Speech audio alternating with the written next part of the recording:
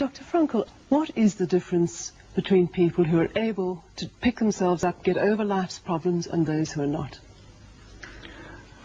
The decisive factor is decision, the freedom of choice, the freedom to come up with a decision.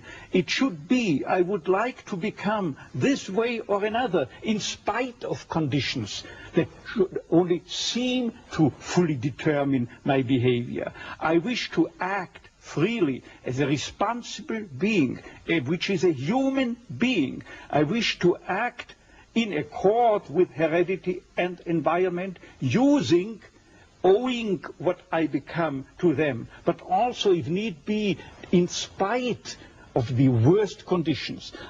This is exactly what you could watch and witness under severe, extreme conditions of stress or of tragic conditions. Just think of people living for several years under the worst conditions of a prisoner of war camp. There's a whole body of psychiatric literature about that, or for that matter, in concentration camps. And this is what should be acknowledged. People are free, and if you watch or study the lives of such people in just a detached, down-to-earth, strictly empirical, scientific way and fashion, in another way than you presented it and you commented it, in another way, then people get the picture, the impression of a human being as something, not someone, something that is fully determined.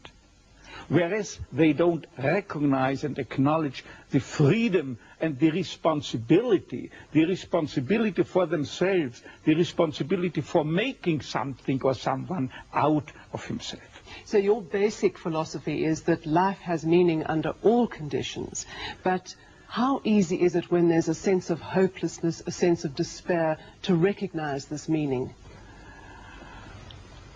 Let me confront you with a somewhat strange definition of despair.